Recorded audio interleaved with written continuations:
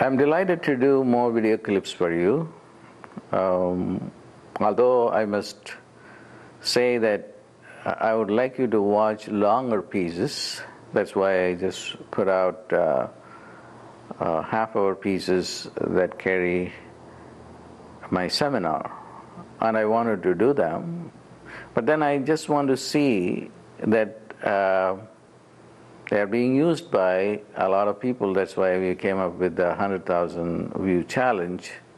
We'll see how that goes. But in the meantime, I want to do smaller clips for you so that you keep engaged with me.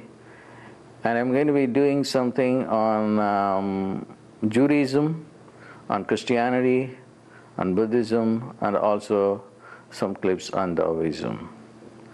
All of these things, all of these traditions teach the same truth in their own terms. The reason why I want to teach them is that people belonging to different faiths will feel comfortable and also see the underlying current, which is the unity of all seers, of all religions. And that's the most important thing. And this is very important in our contemporary age, because the world has become just one whole unit, and it is important for all of us to understand and respect the other traditions, and without saying that mine is the best and yours is secondary.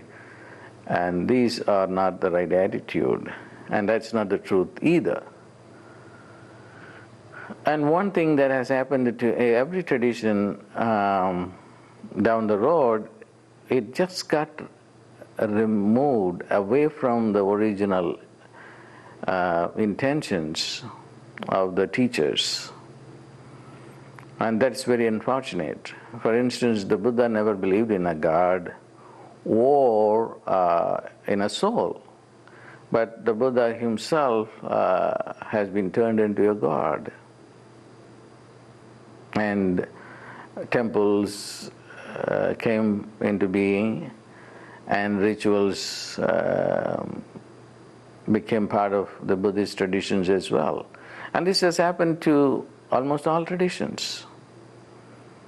So it's important that we go deep into what the original messiahs of these traditions intended, and try to follow them as much as possible.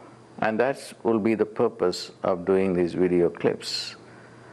And I can, right off the top of my head, think of how things have been misunderstood or under-understood in every religious tradition.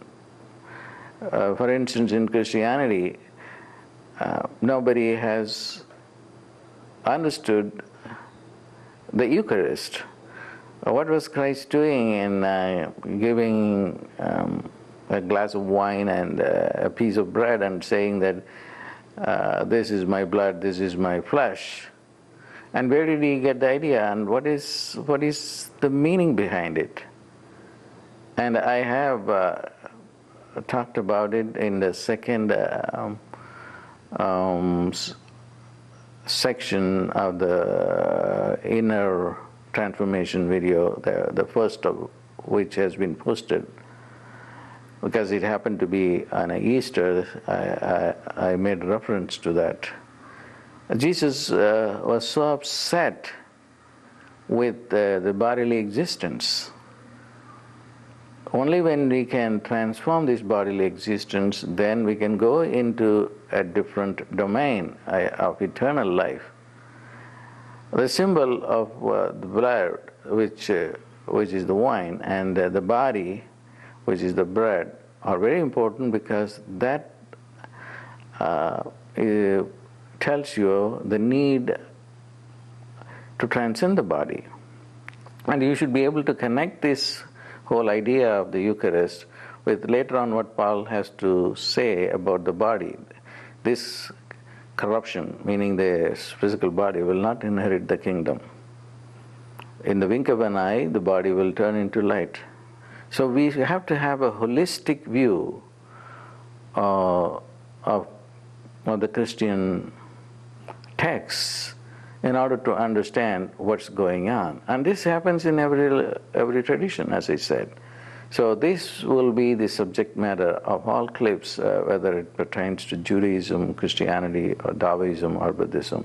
So that I will continue to do.